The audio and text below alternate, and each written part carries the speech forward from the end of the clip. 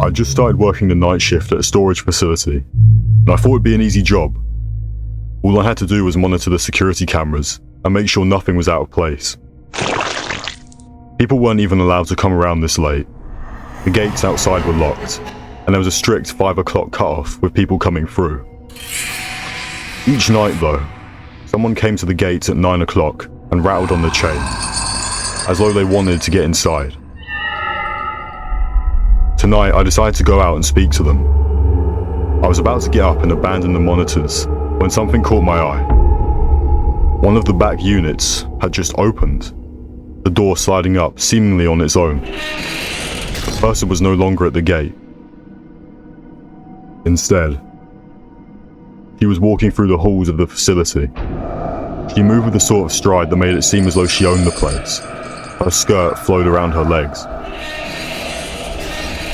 2 more sheds opened all on their own. I sat back down in my chair, captivated by the sight. A cold chill ran down my spine. I'd heard stories about how people who worked night shift could see some freaky things. I'd always assumed that they meant rabid raccoons or something like that. Not whatever this was. The cameras went on the fritz, showing nothing but static. I slammed on the keyboard, typing in a few demands, and they came back on. All of the sheds that were closed still had a strange liquid oozing from it. The camera feed was in black and white, but I couldn't help thinking that it was it blood? Seeping out from underneath of the closed unit doors? It looked too thick to be water, too dark. Where was the woman? I looked over the screens, but I couldn't see her. She must have walked into one of the blind spots. There were only a few of them. I was definitely past just being on edge now. I could tell that something was seriously wrong. I grabbed my radio to call into dispatch, but there was no signal. When I checked, I found that my phone had met the same fate. There was no service. Shit. I threw the phone back down to the desk. The woman was visible again. She was in the corridor just outside of my office, at the far end of it. She was just standing there, staring. Above her, the light started to flicker. It barely went out at first, then it flashed more fully, on and off, on and off. And every time that the lights came back on, she was closer. Closer to my door. I jumped to my feet and ran to it, slamming the lock on the door. I was moving without thinking, grabbing the chair and wedging the back of it underneath the handle, so that it can't be easily opened. When I looked at the screens, I shouted. She had stopped outside the door and she was looking directly up into the camera. Now, I could see that she was a dead woman, long overdue to be put into the ground. Her face was rotting off of her in chunks, sloughing away from her bone.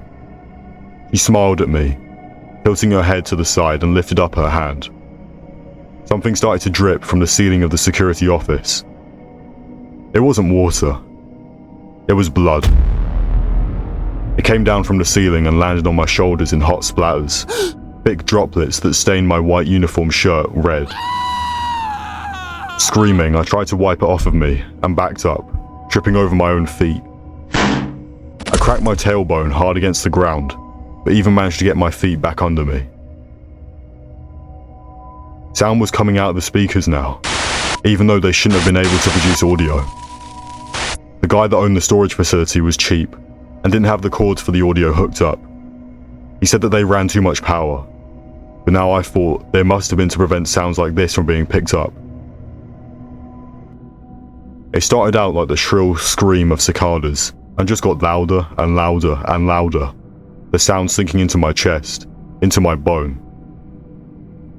I scratched at my own ears, which had started to throb and pulse.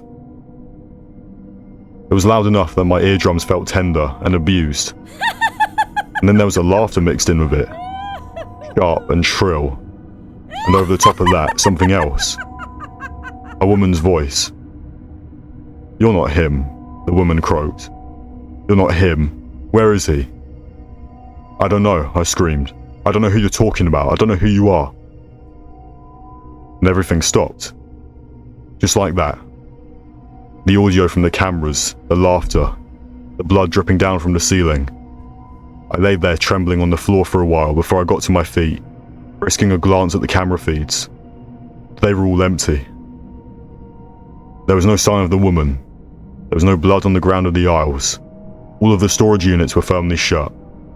There was no proof that she'd ever been there, outside of my own trembling hands and a piercing migraine.